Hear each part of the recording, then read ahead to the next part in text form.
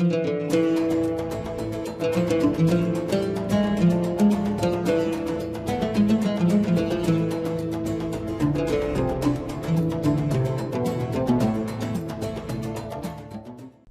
আলাইকুম ওরহমতুল্লাহি ওবারাকাতুহু। সুপ্রিয় দর্শক, সময় টেলিভিশনের নিয়মিত বিশেষ আয়োজন ইসলামী অর্থনীতি অনুষ্ঠানে সবাইকে স্বাগত জানাচ্ছি। আমি মুফতি আবদুল্লাহ তামিম। আমার সাথে আছেন ইসলামিক আলোচক ও শরিয়া কনসালটেন্ট মুফতি মিশকাতুল ইসলাম। আসসালামু আলাইকুম ওরহমতুল্লাহি ওবারাকাতুহু। এছাড়াও আমাদের সঙ্গে আছেন ইসলামী ব্যাংক বাংলাদেশ পিএলসির ডিজিটাল ব্যাংকিং ডিপার্টমেন্টের সিনিয়র প্রিন্সিপাল অফিসার ও ইনচার্জ মোহাম্মদ গোলাম মাওলা। আসসালামু আলাইকুম রহমতুল্লাহ। এ পর্যায়ে আমরা মুফতি মিশকাতুল ইসলাম আপনার কাছে জানতে চাই, বাংলাদেশে যে প্রচলিত মোবাইল ব্যাংকিং আছে, বিকাশ, নগদ সহ আরও মোবাইল ব্যাংকিং যেগুলো আছে, এগুলোর মধ্যে যে ক্যাশব্যাক জমা হয় বা ডিসকাউন্ট দেয়া হয়, এই বিষয়গুলো আমরা জানতে চাই যে এই বোনাস এই ইত্যাদি এগুলো আসলে শরীয়তের দৃষ্টিতে বৈধ কিনা। আমি মনে করি আপনি যে প্রশ্নটি করেছেন এই প্রশ্নটি বর্তমান বিশ্বে অত্যন্ত গুরুত্বপূর্ণ বিষয়। কারণ আমরা দেখতে পাই বিশেষ করে আমাদের বাংলাদেশে যে প্রচলিত মোবাইল ব্যাংকিং ব্যবস্থাগুলো রয়েছে, যেমন বিকাশ, নগদ, ইভেন রকেট এবং উপায়ের মতো আরও বিভিন্ন রকম এমএফএস প্রতিষ্ঠানগুলো বাংলাদেশে প্রচলিত রয়েছে। তো আমরা যদি সবচাইতে পপুলার যেই মার্চেন্ট এজেন্ট ব্যাংকিং ব্যবস্থাটা রয়েছে বিকাশ, আমরা এটাকে নিয়ে যদি আমরা পর্যালোচনা করি, সেখানে দেখতে পাই আমরা অনেক সময় বিভিন্ন দোকানে বা বিভিন্ন শপে যাওয়ার পর আমরা পেমেন্ট গেটওয়ে হিসাবে বিকাশকে ব্যবহার করি। আমরা কেনাকাটা করলাম, লেনদেন করার ক্ষেত্রে আমরা বিকাশকে ব্যবহার করছি। এরকম বিভিন্ন শপে যাওয়ার পর আমরা বিকাশকে ব্যবহার করি। সেক্ষেত্রে ইসলামী শরিয়া কি বলে, এটা কখন হালাল হবে এবং এটা কখন হারাম হবে, এই বিষয়টি জানার আগে আমাকে জানতে হবে শরিয়ার মূলনীতি কী। এখানে শরিয়ার মূলনীতি হলো কুল্লু কারজিন জাররা নাফআন ফাহুয়া রিবান, অর্থাৎ every loan that draws a profit is usury. প্রত্যেক ঋণ যা লাভ টেনে আনে তাই হলো ইন্টারেস্ট বা সুদ। এটা হলো মূলনীতি আমাদের। তো এই মূলনীতির উপরে যদি আমরা চিন্তা করি যে আমরা যখন বিকাশের মাধ্যমে কোনো লেনদেন করছি, তখন কি আসলে এটা ওই ক্যাটাগরির পড়তেছে কিনা, সেদিকে লক্ষ্য করতে গেলে আমরা দেখতে পাই যে না, বরং আমাদের উভয়ের মাঝে, প্রেরক এবং প্রাপকের মাঝে একজন এজেন্ট ব্যাংকার অর্থাৎ এজেন্ট ব্যাংকিং সিস্টেমটা চালু রয়েছে। এই এজেন্ট ব্যাংকিং সিস্টেমটা চালু থাকার কারণে তারা একটা সার্ভিস চার্জ আমাদের থেকে তাদের প্রাপ্য। আমরা যখন বিকাশে টাকা লোড করছি, আমরা তাদেরকে ঋণ দিচ্ছি। আমরা যখন তাদেরকে ঋণ দিচ্ছি তখন কিন্তু তারা আমাদেরকে এটা ফেরত দেওয়ার অঙ্গীকারবদ্ধ থাকে।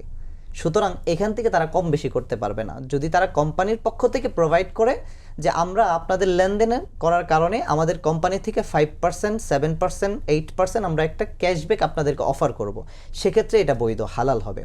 অনুরূপভাবে যদি আমরা বিদ্যুৎ বিল পে করি, এডুকেশনাল ফি পে করি, বিভিন্ন রকম ফি আমরা পে করার কারণে বিভিন্ন রকম আমাদের যে জিনিসের সম্মুখীন হই আমরা, সেই ক্ষেত্রে আমরা এটাকে বৈধ ঘোষণা করি।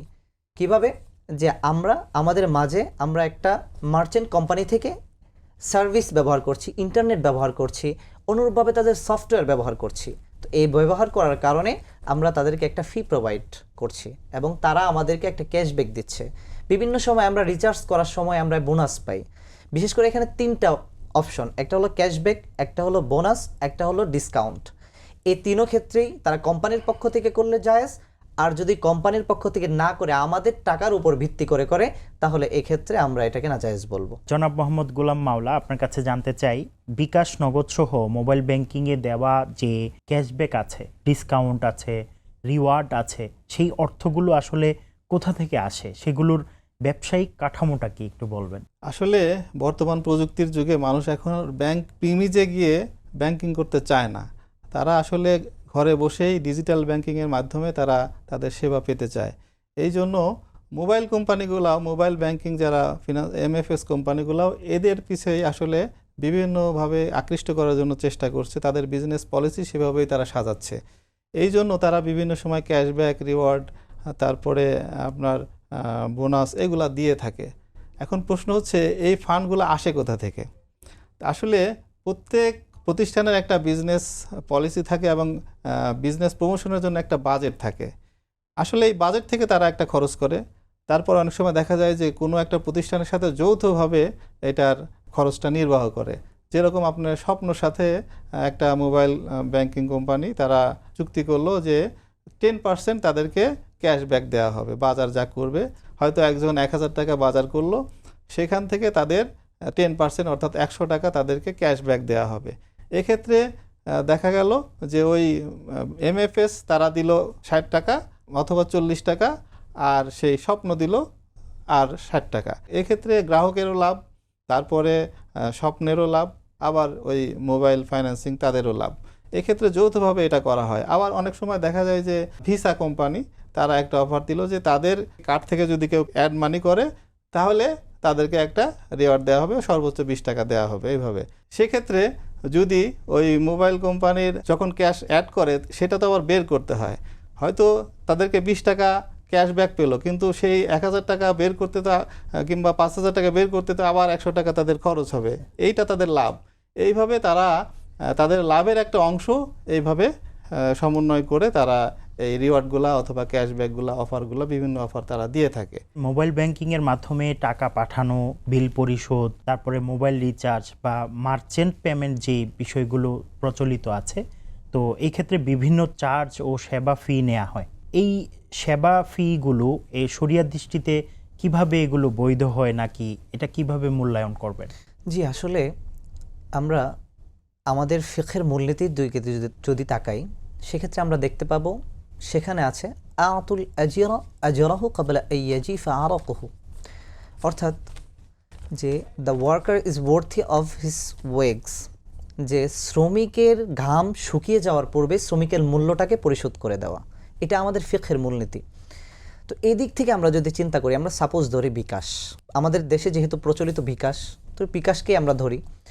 তো বিকাশের মাধ্যমে মোবাইল রিচার্জ করতে গেলে সাধারণত তারা এখানে কোনো চার্জ কাটে না।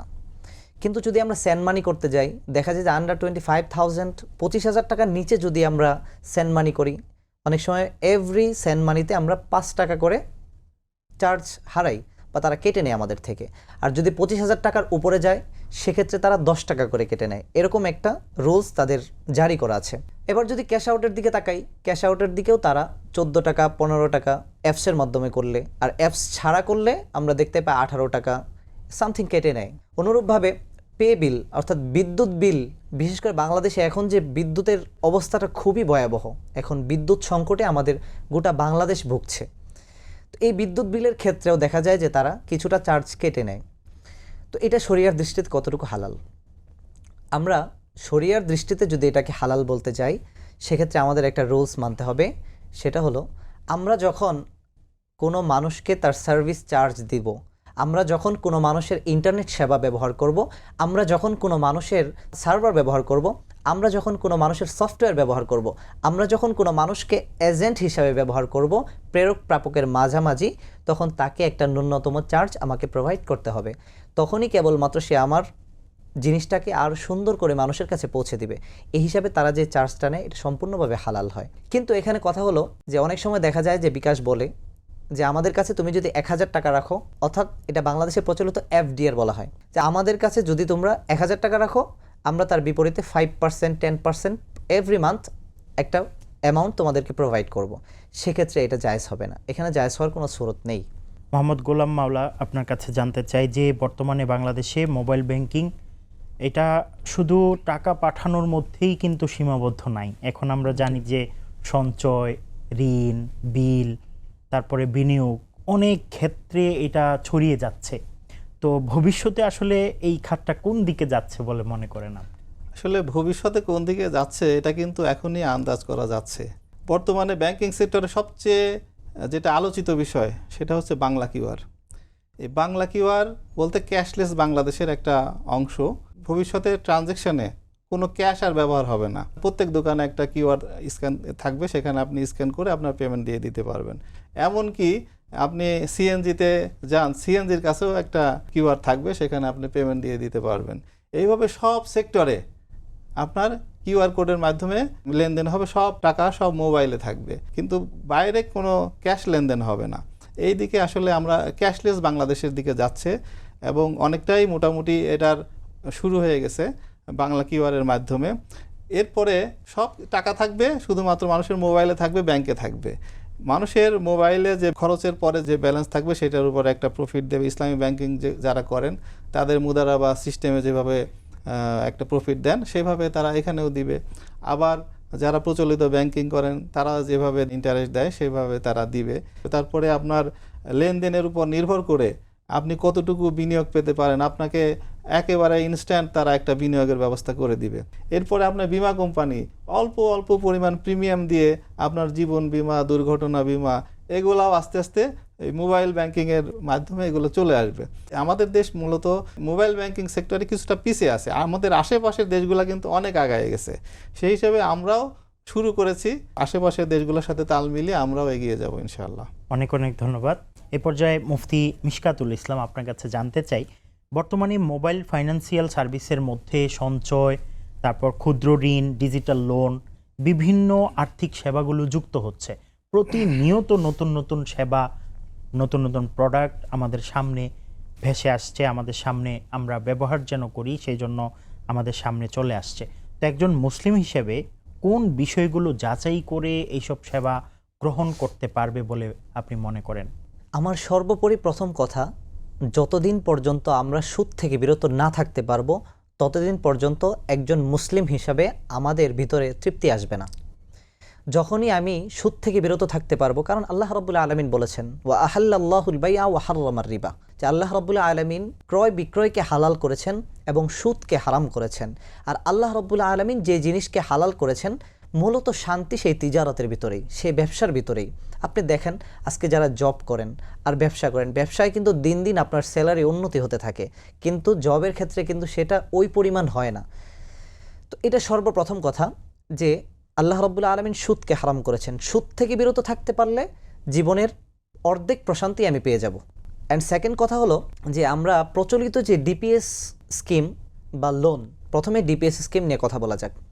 তো আমরা এখন দেখতে পাচ্ছি আমাদের যেই মার্চেন্ট লেনদেনগুলো হচ্ছে, বিশেষ করে আমি যেহেতু বিকাশকে উল্লেখ করেছি, তো বিকাশের ভিতরে আমরা দেখতে পাচ্ছি ইদানিং লোন সার্ভিসটা চালু করেছে এবং ডিপিএস স্কিমটা চালু করেছে। তো প্রথমেই ডিপিএস স্কিমের বিষয়ে কথা বলি। ডিপিএস স্কিমের ভিতরে আমরা দুইটি জিনিস দেখতে পাই, একটা হলো শরিয়া ভিত্তিক, আরেকটা হলো লাভ ভিত্তিক বা মুনাফা ভিত্তিক। তো আমরা যে মুনাফা ভিত্তিক যেই ব্যবস্থাটা, এটা কোনোভাবে হালাল হতে পারে না, এটা সম্পূর্ণ রকমভাবে হারাম। কারণ আপনি যখন ঋণ দিবেন ব্যাংকে, ওই ঋণ থেকে যদি তারা ফায়দা নেয় এবং ওই ঋণের উপর অতিরিক্ত টাকা যদি তারা আপনাকে দেয়, তাহলে সেটা সর্বোপরি হারাম হবে। কিন্তু যদি এখানে কথা রয়েছে, যদি এখানে মুদারাবা সিস্টেমে বা মুশারাকা সিস্টেমে যদি তারা এটাকে খরচ করে যে লাভ ক্ষতি উভয়ে ভাগাভাগি করে নিব, পার্সেন্টেজ হিসাবে আমরা ভাগ করে নিব। যেমন অনেকে জানে না মুদারাবা কি, মুশারাকা কি, এই সম্পর্কে আসলে অনেক মানুষের ধারণা নেই বর্তমানে। মুদারাবা হলো যে আমরা একজনের শ্রম থাকবে, একজনের ব্যালেন্স থাকবে, আর মুশারাকা হলো আমরা উভয়েই সামিল থাকবো এই ক্ষেত্রে। তো যখন মুদারাবা এবং মুশারাকা সিস্টেমে আমি এই সমস্ত লেনদেনকে জারি করব, তখন এটা হালাল হওয়ার সুরত রয়েছে, এছাড়া এটা হালাল হওয়ার সুরত নেই। এবার সংক্ষেপে লোন সম্পর্কে জানি। তো আসলে লোনটা কি? বিকাশ যে আমাদেরকে লোনটা দেয়, লোন দেওয়ার সময় তারা আমাদেরকে বলে দেয় আপনি যখন 1 মাস পরে আমাকে এটা ফেরত দেবেন, আমাকে 5,000 টাকার বিনিময়ে 200 টাকা আমাকে দিয়ে দিবেন। তো এটা তারা কি নিচ্ছে? লেট ফি নিচ্ছে বা প্রসেসিং ফি বলে তারা এটা কিনেছে। কিন্তু এটা প্রসেসিং ফি হোক, এটা লেট ফি হোক, সে যাই হোক না কেন, এখানে হালাল হওয়ার কোনো সুযোগ নেই। মোহাম্মদ গোলাম মাওলা, আপনার কাছে জানতে চাই, একদম শেষ প্রশ্ন, সংক্ষেপে আমরা জানতে চাই যে বর্তমানে মোবাইল ফাইন্যান্সিয়াল সার্ভিসে সঞ্চয়, ক্ষুদ্র ঋণ, ডিজিটাল লোন, বিভিন্ন আর্থিক সেবা কিন্তু আমাদের কাছে যুক্ত হচ্ছে। তো মোবাইল ব্যাংকিংয়ের ক্ষেত্রে নিরাপদ ব্যবহার কিভাবে করবে মানুষ? আসলে প্রতারণা থেকে কিভাবে বেঁচে থাকতে পারবে? আসলে প্রযুক্তির উপকারিতার সাথে সাথে রিস্ক তো আছেই, এবং আসলে যার যত গতি তার তো দুর্ঘটনা ঘটলে সেটার ক্ষতিও বেশি হয়। তাই বলে তো মানুষ প্লেনে ওঠা বাদ দিবে না। সবচেয়ে যেটা জরুরি প্রতারণা থেকে বাঁচার জন্য সেটা হচ্ছে ব্যক্তিগত সচেতনতা। এই সচেতনতা এটা সবচেয়ে ইম্পর্টেন্ট। যারা অসচেতন তারা কিন্তু এটা আয় সেবা থেকে আরও তাদের মধ্যে সমস্যা সৃষ্টি হতে পারে। এর সাথে সাথে আমাদের যে ব্যক্তিগত পিন, পাসওয়ার্ড, তারপরে ওটিপি, এগুলা কারোর সাথে কখনোই শেয়ার করা যাবে না। যত নিকটের কেউ হোক, রিলেটিভ হোক, পরিবারের কেউ হোক, কারোর সাথে এই পিন, তারপরে পাসওয়ার্ড, এগুলা কারোর সাথে শেয়ার করা যাবে না। আপনার পিন অথবা আপনার ওটিপি, পাসওয়ার্ড এগুলা কখনোই কোনো প্রতিষ্ঠান আপনার কাছে জানতে চাইবে না। এটা একান্তই ব্যক্তিগত, এগুলা কখনোই শেয়ার করা যাবে না। তবে আরেকটা বিষয় হচ্ছে, অনেক সময় ফিশিং মেইল, তারপরে বিভিন্ন লিঙ্ক পাঠায় অপরিচিত নাম্বার থেকে অথবা অপরিচিত ইমেইল থেকে কোনো লিঙ্ক পাঠায়। এই লিঙ্ক পাঠালে আপনি যদি লিঙ্কে ক্লিক করেন তাহলে সহজেই আপনার মোবাইলের কন্ট্রোল কিন্তু তাদের হাতে চলে যাবে। ফলে তারা সহজেই আপনার মোবাইলের কন্ট্রোল নিয়ে আপনার SMS, তারপরে আপনার ওটিপি সব কিছুই তাদের কাছে চলে যাবে। এই জন্য কখনোই অপরিচিত লিঙ্কে ক্লিক করা যাবে না। যদি কখনো এরকম হয়ে যায় তাহলে সাথে সাথেই কাস্টমার কেয়ারে ফোন দিয়ে বন্ধ করে দিতে হবে এবং থানায় এটা একটা অভিযোগ দায়ের করতে হবে, যেন এটা আসলে মোবাইল কোম্পানিগুলোতে যখনই এটা কেউ ফান্ড ট্রান্সফার করে নিয়ে যায়, হ্যাক করে নিয়ে যায়, তখন সাথে সাথে কিন্তু তারা এই টাকাগুলো তুলে ফেলে। এই কারণে ওই টাকা ফেরত পাওয়াটা কঠিন, এটা কিন্তু ব্যাংক সহজে পারবে না। এটা হচ্ছে আইন শৃঙ্খলা রক্ষাকারী বাহিনী, তারা এটা পারবে। এই জন্য থানায় এটাকে অভিযোগ দিতে হবে। এবং আমাদের সচেতনতা সবচেয়ে বড়, যেটা ইম্পর্টেন্ট, এটা আমাদের সচেতনতা, ব্যক্তিগত সচেতনতা বাড়াতে হবে। জি, আপনাদেরকে অনেক অনেক ধন্যবাদ সময় টেলিভিশনকে সময় দেওয়ার জন্যে। জি, ধন্যবাদ। সুপ্রিয় দর্শক, এতক্ষণ পর্যন্ত আপনারা দেখছিলেন সময় টেলিভিশনের বিশেষ আয়োজন ইসলামী অর্থনীতি অনুষ্ঠান। আগামী অনুষ্ঠান দেখার আমন্ত্রণ জানিয়ে আজকের মতো বিদায় নিচ্ছি। আল্লাহ সবাইকে ভালো রাখুন, সুস্থ রাখুন, সঙ্গেই থাকুন সময়ের। আসসালামু আলাইকুম ওয়া রাহমাতুল্লাহি ওয়া বারাকাতুহু।